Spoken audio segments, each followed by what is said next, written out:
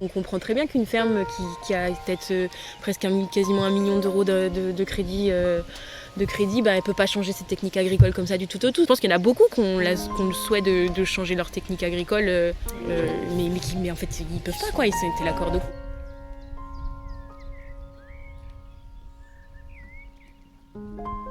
À la croisée des champs, un podcast proposé par les pédaliers paysans qui explore les défis du renouvellement des générations agricoles en nous plongeant au cœur des enjeux de l'agriculture d'aujourd'hui et de demain, à la rencontre de celles et ceux qui la façonnent.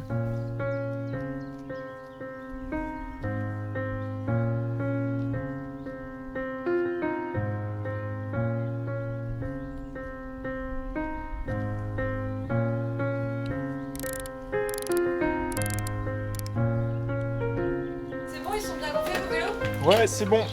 On a pression avec nos pieds. Bon allez. Allez, pédalier, c'est parti. Du coup, on vous revoit cet après-midi. Bisous. À tous. Ciao. Ciao. Alors, Ronaldo. Goulou, goulou, goulou, goulou, goulou, goulou, goulou. Merci. Goulou, goulou, goulou, goulou, goulou, goulou, goulou.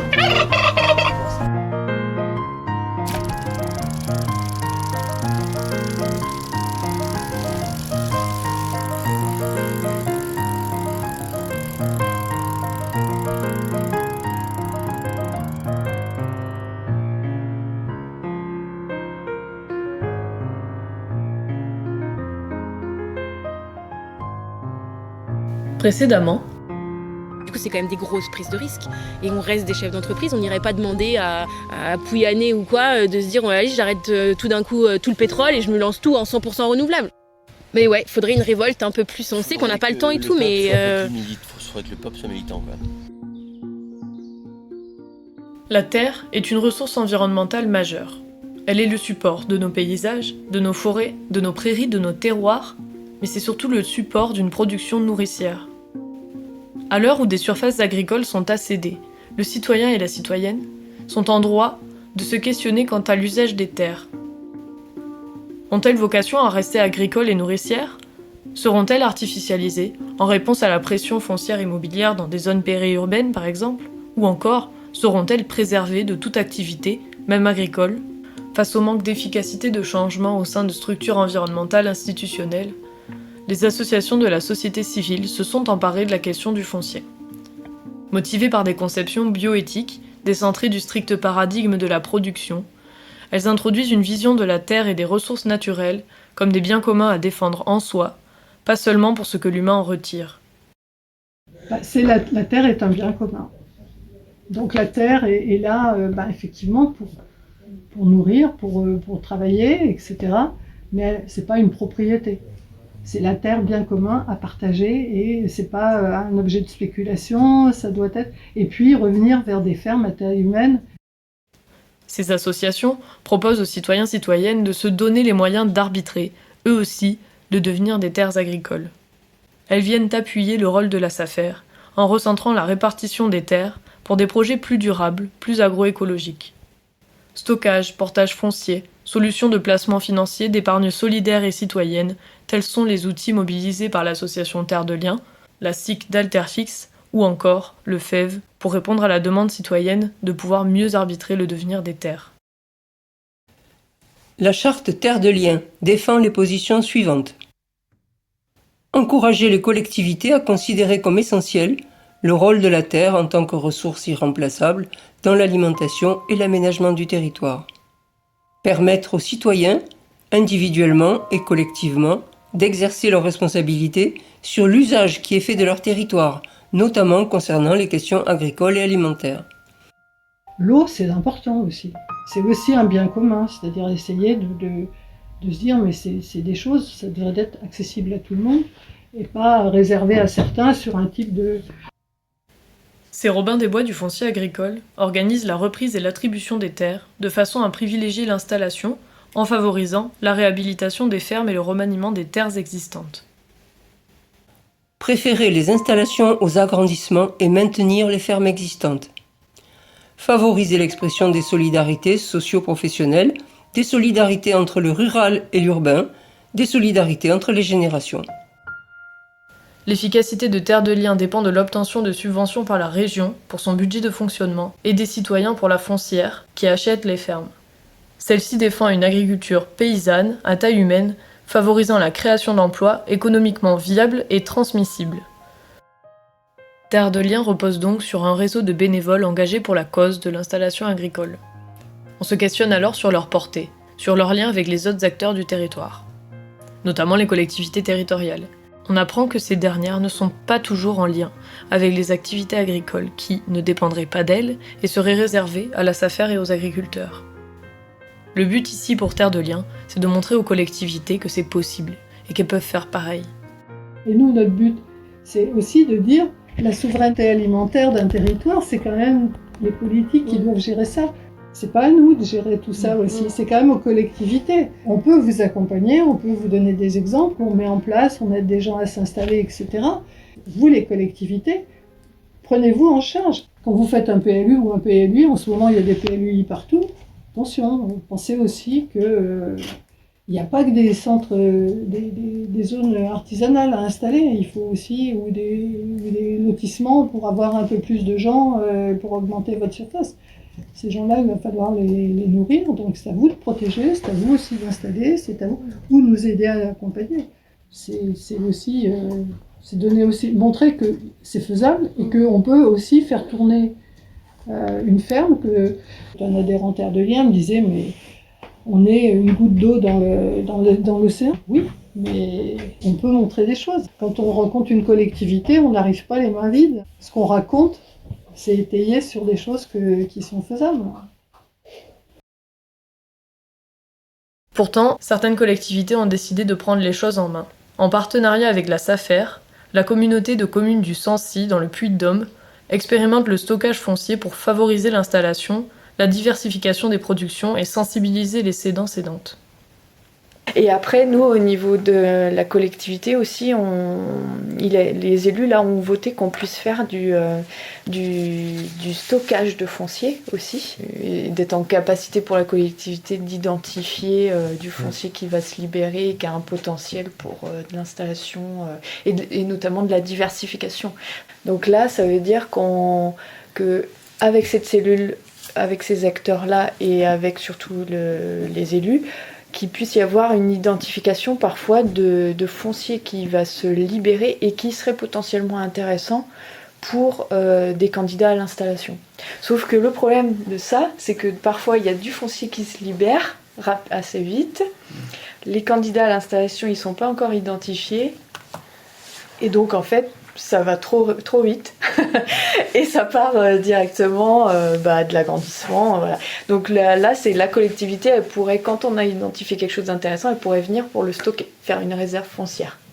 Le temps que des candidats soient identifiés et qu'il y ait un appel à candidature. Et après, c'est en partenariat avec la SAFER.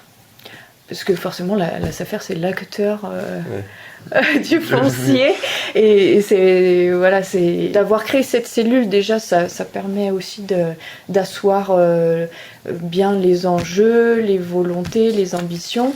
Et ensuite, d'indiquer à la SAFER qu'on a un projet de territoire et qu'elle doit s'inscrire, la SAFER, elle est aussi au service des collectivités, elle doit s'inscrire dans ce projet de territoire, normalement. On a une ferme laitière qui est reprise.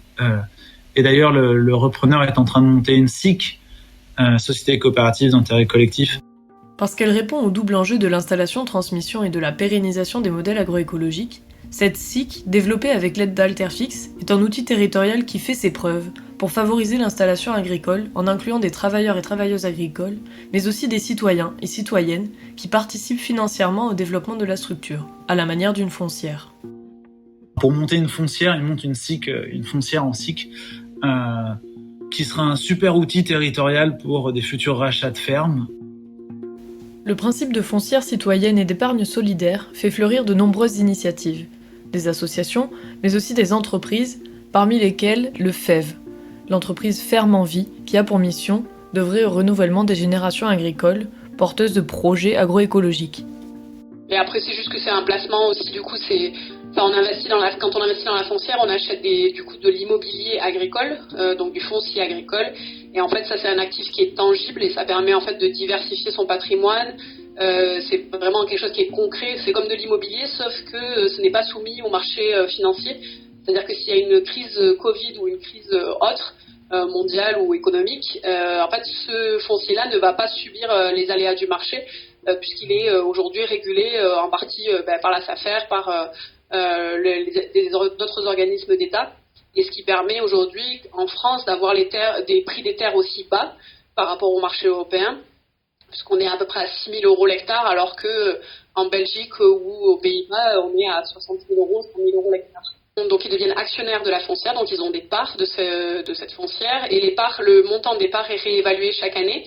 On a un objectif de rendement de 2 à 3%, donc ça veut dire que le prix des parts va augmenter de 2 à 3%, plus ils ont la défiscalisation la première année. Et donc ce rendement de 2 à 3%, il ne permet pas de devenir millionnaire. Néanmoins, c'est l'équivalent de ce qu'on a sur un livret A, un livret développement durable. Mais concrètement, pendant que cet argent est dans la foncière, ça permet concrètement de financer l'achat des fermes pour les jeunes agriculteurs, et plutôt que ça finance des projets on ne sait où, on ne sait quoi, et qui ont un impact assez catastrophique en général sur l'environnement. Le credo qui rassemble la plupart de ces initiatives, c'est la cohérence territoriale. Tisser des liens entre société civile, monde rural et agriculture. La mise en réseau territorial et l'installation de paysannes et de paysans maintient et dynamise le tissu social de nos campagnes, et par là même leur survie. Et vice-versa, c'est un cercle vertueux. Favoriser les installations en réseau entretient les campagnes, et une campagne dynamique attire les futurs garants de la production alimentaire, et ce, au bénéfice de la sécurité alimentaire des territoires. L'Alterfix, si je vous ai parlé de la COP des territoires, c'est qu'au départ, c'était un projet porté par la COP des territoires, avec les CIVAM, co-porté avec le réseau des CIVAM normands. Et maintenant, c'est une association depuis janvier 2024. La philosophie générale du travail territorial que l'on mène ici est pas mal dictée par les 3 piliers de l'atelier paysan qui sont expérimentés au maximum pour concrétiser des futurs souhaitables, faire de l'éducation populaire pour vulgariser au maximum, et après rentrer dans les rapports de force quand on a à la fois des expérimentations et beaucoup de personnes qui sont derrière nous pour changer en fait changer des rapports institutionnels, des politiques, essayer de faire un peu peser la balance et sortir de l'expérimentation. On est assez bien documenté, on essaie au maximum de capitaliser tout ce qu'on fait pour faciliter l'essaimage. En fait, le plus important, si on veut essaimer, c'est de trouver un réseau local, ou alors de le constituer. Parce qu'en fait, c'est ça qui va donner envie. Si t'as une bande de copains un peu chouettes qui te disent viens, débarque, il y a de la place pour toi et tu seras bien accueilli, ça donne envie, quoi. Ouais. Mais par contre, uniquement des collectivités territoriales qui disent venez monsieur ou venez madame vous installer dans le coin, ça fait fuir tout le monde. On se considère nous-mêmes comme des facilitateurs territoriaux. Je pense que du coup ça donne une posture qui facilite un petit peu le travail de structures qui sont complémentaires mais qui ont plutôt tendance à travailler en silo, justement parce que complémentaires, chacun sur sa petite ligne, quoi. Et c'est ce qu'on essaie un petit peu de sortir.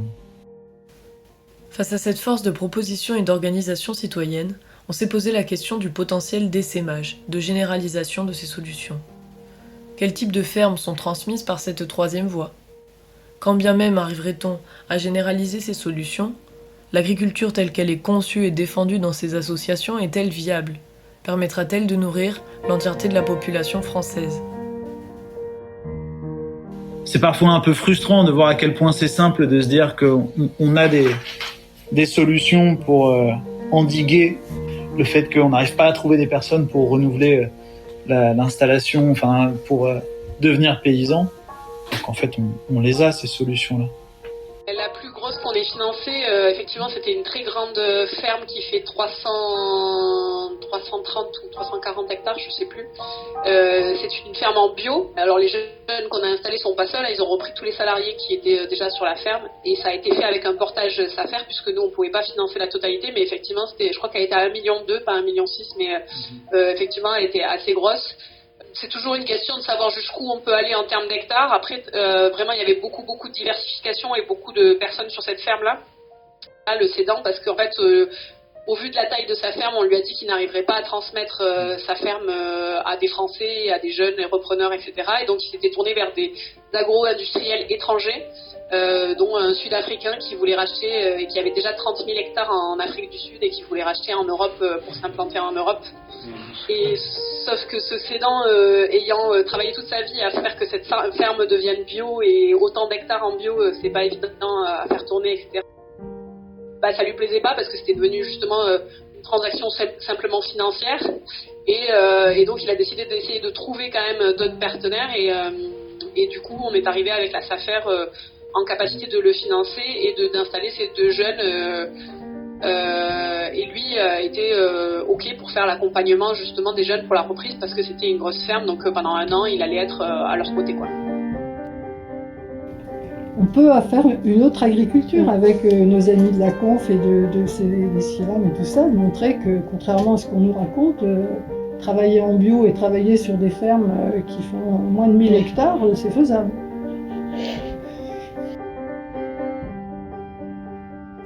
Ben, j'ai plus les chiffres en tête, mais en ayant lu pas mal de bouquins, des reportages, c'est quand même hallucinant le nombre de petits agriculteurs au final qui nourrissent le monde. Quand je pense surtout à l'Inde par exemple, c'est plein de tout petits agriculteurs qui nourrissent le pays, alors pas à 100%. Moi après je reste... je pense que c'est pas réel parce que déjà en fait l'agriculture conventionnelle ne nourrit pas le monde parce qu'il y a toujours en fait autant de personnes qui meurent de faim et toujours autant de gaspillage. Combien, je serais curieuse, j'ai pas les chiffres, mais je serais curieuse de savoir le nombre d'hectares agricoles qui passent en biocarburant et que au final on pourrait en fait, tu vois, quand on discutait de la désertification des campagnes, nous on sait qu'à 2 sur 5-6 000 m2, si t'arrives à nourrir entre 60 et 70 familles, c'est cool, par semaine, c'est chouette quoi, en confondant la map, la vente à la ferme, etc.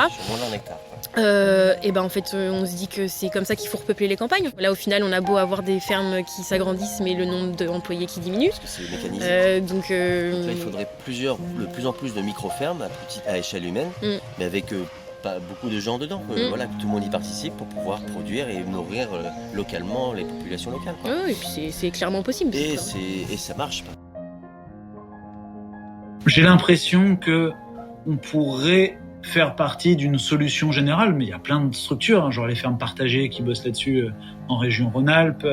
Il y a Paysanon qui est dans la Loire. T'as la Marmite en Bretagne. Enfin, il y a plein de structures, mais globalement, il faudrait qu'il y ait une alliance producteurs-citoyens, qui se constitue pour montrer qu'en fait, c'est possible à la fois d'installer beaucoup de paysans sur des modèles diversifiés et bio pour répondre à des demandes locales et que on a les savoir-faire techniques, économiques, juridiques et qu'il faut simplement accompagner un petit peu mieux cela en mettant les champs d'agriculture et les SAFER au service de ces projets-là.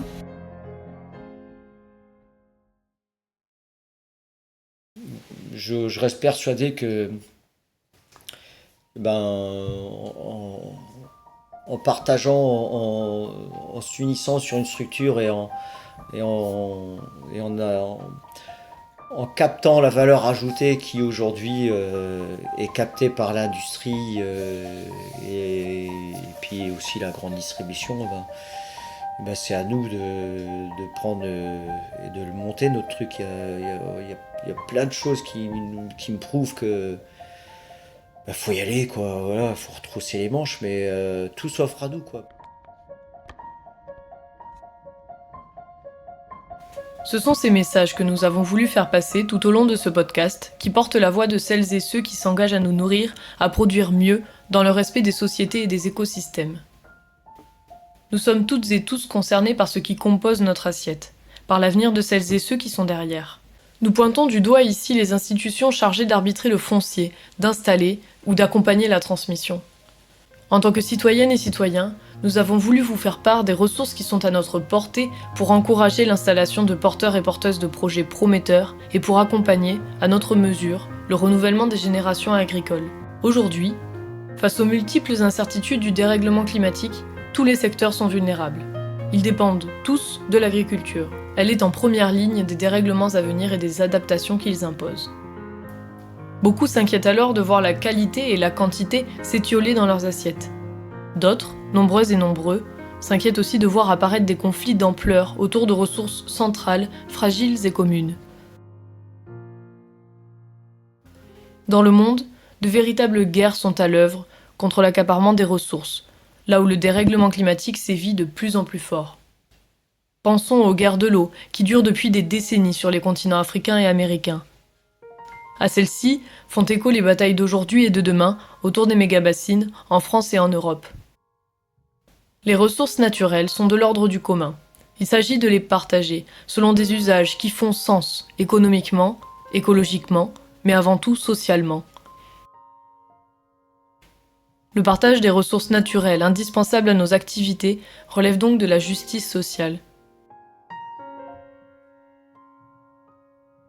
Il ne s'agit pas là d'un plaidoyer politique, mais de rappel au respect des droits fondamentaux et du contrat social.